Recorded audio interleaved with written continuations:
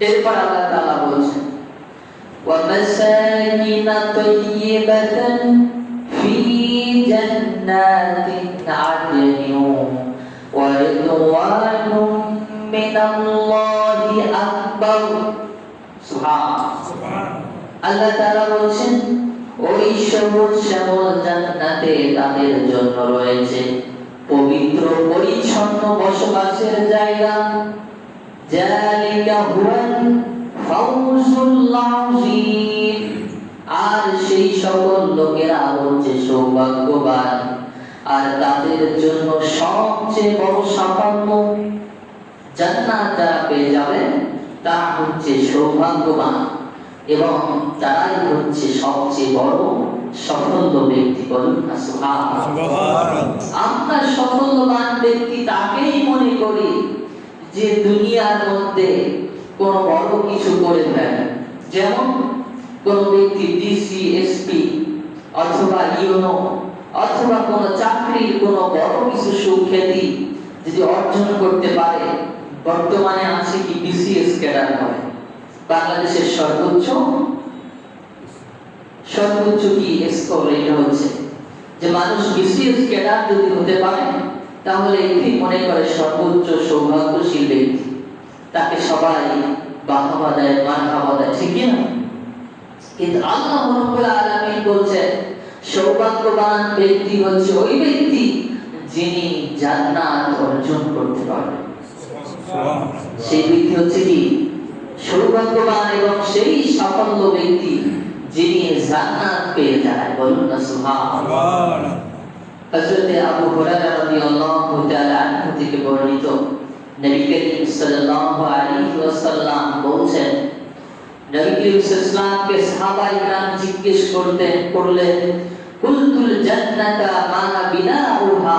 হে আল্লাহর রাসূল, আমরা তো জান্নাতের কথা শুনতেছি, জান্নাত খুব সুন্দর, জান্নাত তাজরি মিন তাহতিহাল আনহার, যার তলদেশ দিয়ে ঝর্ণা ধারাসমূহ প্রবাহিত হবে। এবং জান্নাতের কথা তো শুনেছি, আসলে এই জান্নাতটা কিসের তৈরি? এই জান্নাতটা কিসের তৈরি? আল্লাহ রাসূল সাল্লাল্লাহু আলাইহি ওয়াসাল্লাম বলেন, ক্বালা লিবনাতু মিন যাহাবি ওয়া লিবনাতু মিন ফিদ্দাতি। জান্নাত তৈরি হচ্ছে একটা সোনার ইটের উপরে একটা রূপার ইট দিয়ে গাঁথা। সুবহানাল্লাহ বলতেছে না? দেখেন সামান্য বর্তমানে যে স্বর্ণের দাম চলে কি রকমের, 2 লাখ কত 7 না 10 কোটি এরকমের চলতেছে। তো আল্লাহ রাসূল সাল্লাল্লাহু আলাইহি ওয়াসাল্লাম বলছেন যে জান্নাতীরা এমন জান্নাতে থাকবে যে জান্নাত তৈরি হচ্ছে কি দিয়া? একটা সোনার ইটের উপরে একটা রূপার ইট দিয়ে গাঁথা। শুধু এখানেই শেষ নয়, আর অনেক কিছু বলছেন। আল্লাহর হাবিব সাল্লাল্লাহু আলাইহি ওয়াসাল্লাম বলেন, আবিলাতুহাল মিসকুল আযফার। শুধু তাই নয়, সুগন্ধযুক্ত কস্তুরী উহার গাঁথনি, সুগন্ধযুক্ত কস্তুরী দিয়া উহার গাঁথনি। আল্লাহ নবী সাল্লাল্লাহু আলাইহি ওয়াসাল্লাম বলেন, ওয়া আসবাউহাল লু'লু ওয়াল ইয়াকুত। লুলু এবং ইয়াকুত পাথর দিয়ে মোজাইক করা, ডিজাইন করা। বলুন না সুবহানাল্লাহ। ওয়া তুরবাতুহাল জাফরান। আল্লাহ নবী সাল্লাল্লাহু আলাইহি ওয়াসাল্লাম বলেন, জান্নাতের মাটিটা হচ্ছে জাফরান দিয়ে তৈরি। জাফরানের সুগন্ধি জান্নাতের মাটি দিয়ে বের হয়। বলুন না সুবহানাল্লাহ। এমন জান্নাতে যাওয়ার দরকার আছে কি নাই? আমরা যেতে চাই কি চাই না? এমন জান্নাতে যেতে চাই, তাহলে কি করতে হবে? আমানু ওয়া আমিলুস সলিহাত। ঈমান আনতে হবে কার উপর? আল্লাহর উপর। আর নেক কাজ করতে হবে, ঠিক না? আল্লাহ তাআলা বলেন, আমানু, যারা ঈমান আনে, ওয়া আমিলুস সলিহাত, এবং যারা নেক কাজ করে, এদের জন্য আমি রেখেছি এই সুন্দর সুরক্ষিত সুসজ্জিত এই জান্নাত আমি তাদের জন্য তৈরি করে রেখেছি। শুধু এখানেই শেষ? জান্নাতে আরো অনেক নাজ নেয়ামত আছে। আল্লাহ রাব্বুল আলামিন তার মুমিন মুমিনাত বান্দাদের জন্য, মুত্তাকি বান্দাদের জন্য আল্লাহ রাব্বুল আলামিন তৈরি করে রেখেছেন। আল্লাহর হাবিব সাল্লাল্লাহু আলাইহি ওয়াসাল্লাম বলেছেন, মান ইয়াদখুলুহা ইয়ানআমাল, সে জান্নাতে প্রবেশ করবে, সে শান্তি লাভ করবে, সে কোন রকমের অশান্তি লাভ করবে না। দুনিয়ার মধ্যে আছে সকল রকমের অশান্তি, সকল রকমের চিন্তা, সকল রকমের বালা মুসিবত, রোগ বালাই আছে কি নাই? দুনিয়ার মধ্যে রোগ বালাই আছে, চিন্তা আছে, কেমনে পরিবার চালাবেন, কেমনে আপনার সংসার আপনি মেইনটেইন করবেন, কেমনে ছেলে মেয়ে লেখাপড়া করবে, কোথা থেকে ইনকাম করবেন, কোথায় ব্যয় করবেন, এই টেনশনে সর্বদা মানুষ কি থাকে? ব্যস্ত থাকে। কিন্তু আল্লাহ রাব্বুল আলামিন বলছেন যে এই ব্যক্তি জান্নাতের মধ্যে ঢুকবে, সে শান্তি লাভ করবে, কোন রকমের টেনশন তাকে আর ধরবে না, টেনশন কোন রকমের তার ভিতরে আসবে না। ওয়ালা ইয়াবাসু ওয়া ইয়াখলুদু, আল্লাহ নবী সাল্লাল্লাহু আলাইহি ওয়াসাল্লাম বলেন, আর সেখানে তারা কোন রকমের অশান্তি বোধ করবে না, চিন্তাও তাদের কোনো থাকবে না। জান্নাতে যে যাবে তার কোনো চিন্তা থাকবে? কোন টেনশন আর তার ভিতরে কাজ করবে না, টেনশন থাকবে না, টেনশন মুক্ত, টেনশন মুক্ত, শুধু শান্তি আর শান্তি সেখানে অবস্থান করবে। আল্লাহ নবী সাল্লাল্লাহু আলাইহি ওয়াসাল্লাম বলেন, জান্নাতে ঢুকবে ওয়ালা ইয়ামুতু ওয়ালা ইয়াবলা সিয়াবাহুম, যেই জান্নাতে ঢুকবে সে কখনো মৃত্যুবরণ করবে না, তার কখনো আর মৃত্যু হবে না। যে জান্নাতে ঢুকবে তার কখনো আর কি নাই? মৃত্যু নাই। দুনিয়ার মধ্যে কি আছে? মৃত্যু আছে। যার জন্ম আছে তার একবার কি হবে? মৃত্যু হবে। সবাই ঘুমিয়ে গেছে, মসজিদে আসলে শুধু ঘুম, ঠিক না? জান্নাতেও গেলে ঘুমাইবে, জান্নাতে কোনো মৃত্যু নাই। মৃত্যু আছে?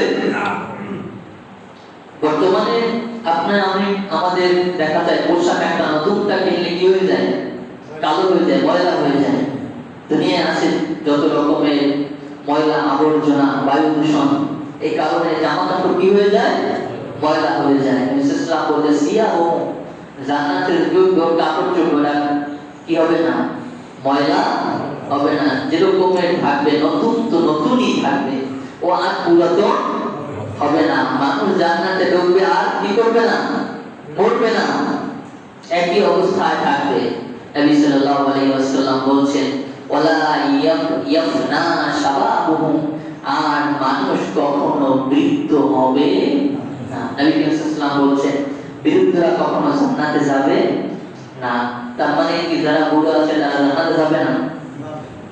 জান্নাতে যাবে, কিন্তু আল্লাহ রাসূল বলেন 30 থেকে 33 বছর বয়সের তাকড়া যুবক অবস্থায় সবাই নিতে ঢুকবে, জান্নাতে যাবে। জান্নাত সে সুবিশাল, অনেক বড়। নবী ইসলাম বলছেন যে দুনিয়ার মধ্যে যে তোমরা বিল্ডিং গুলো দেখো, প্রাসাদ, এরকমের কি প্রাসাদ জান্নাতের মধ্যে হবে? এরকমের প্রাসাদ হবে না, এর চাইতে অনেক অনেক বড়। 6666 তালা বিশিষ্ট জান্নাত আল্লাহ তাআলা একজনকে উপহার দেন। বলুন না সুবহানাল্লাহ। যারা কোরআনের হাফেজ তারা এরকমের বড় বড় জান্নাত পাবে। আপনি মনে করছেন যে এক একটা বিল্ডিং এর এক এক তলার স্কয়ার ফিট থাকে, লম্বায় স্পেস থাকে কত 12 ফুট অথবা 16 ফুট, এরকমের 14 ফুট। কিন্তু এরকমের কি স্পেস আলা এক একটা একতলা ভবন এরকমের হবে? নবী সাল্লাল্লাহু আলাইহি ওয়াসাল্লাম বলেছেন না, এরকম হবে না। কিতাবের বর্ণনা আছে আসমান এবং জমিনের মধ্যে যত খালি জায়গা আছে এক একটা তালা হবে এরকমের। বলুন না সুবহানাল্লাহ। জান্নাতীরা কি হাঁটতে হাঁটতে শুধু এসে জান্নাতে উঠবে, একতলা থেকে অপর তলায় যাবে, এরকম হবে? তাদের যে জমিনে যেরকম লিফটের ব্যবস্থা থাকে, তাদের জন্য সেরকম লিফটের ব্যবস্থা থাকবে। যেমন এখানে লিফট পেশ করতে হয়, আর লিফট করতে হয়, চাপ দিতে হয়, তারপরে লিফট ওঠা হয়, ঠিক না? কিন্তু জান্নাতীদের লিফটের ব্যবস্থা হবে। মনে যদি চায় যে এখন আমি উপরে যাব, সাথে সাথে আল্লাহ তাআলা অটোমেটিক্যালি লিফটে রিজিকের ব্যবস্থাটাকে উপরে তুলে দেবে। বলুন না সুবহানাল্লাহ। যদি আমার উপরে কত দূর ওঠার পরে যদি মনে চায় যে আমি আবার নিচে আসবো, নিচে আরেকটা আমার যে দ্বিতীয় তলা তৃতীয় তলা আছে সেখানে গিয়ে দেখি কি অবস্থা, আবার সেখান থেকে আপনাকে নিচে নিয়ে আসা হবে। প্রত্যেক দিন জান্নাত জান্নাতীদের জন্য ডাকতে থাকে, আল্লাহ তাআলার কাছে বলতে থাকে যে আল্লাহ আপনার বন্ধুরা কখন আসবে। বলুন না সুবহানাল্লাহ। জান্নাত বলতে থাকে আল্লাহ আপনার বন্ধুরা কখন আসবে জান্নাতে। ফলগুলো বলতে থাকে যে আমরা তো পেকে যাচ্ছি, কখন আসবে আপনার বন্ধুরা। ভূতগণ বলতে থাকে কখন আসবে আমার স্বামীরা, আমাদের স্বামীরা কখন আমাদের কাছে আসবে। বলুন না সুবহানাল্লাহ। এবং জান্নাতে আমরা যেতে চাই কি চাই না? প্রিয় হাজরিন, তাহলে আমাদের কি হতে হবে? মুমিন হতে হবে, আমলে সালেহ করতে হবে।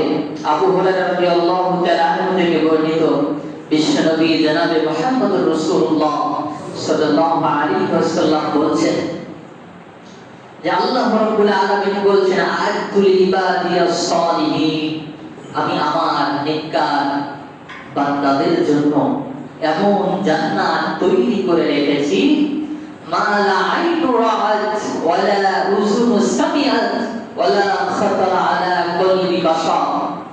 এমন জান্নাত আমি তৈরি করে রেখেছি মা লা আইনু রাআত, যা কখনো কোনো চোখ যা দেখে নাই। বলুন না সুবহানাল্লাহ।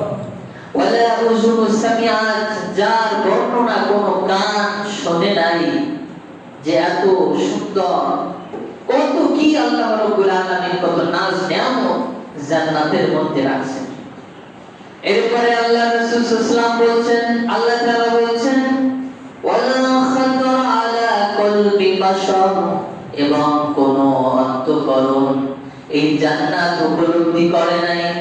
কোন অন্তঃকরণ এই জান্নাত কেমন হবে তা উপলব্ধি করে নাই। নবী করিম সাল্লাল্লাহু আলাইহি ওয়াসাল্লাম এর সাহাবী হযরত উবাদা ইবনে সামিত রাদিয়াল্লাহু তাআলা থেকে বর্ণিত, নবী করিম সাল্লাল্লাহু আলাইহি বলছেন যে তোমাদেরকে 6টি কাজের বিনিময়ে জান্নাতের গ্যারান্টি দেওয়া হয়েছে। কয়টি কাজের বিনিময়ে? 6টি কাজের বিনিময়ে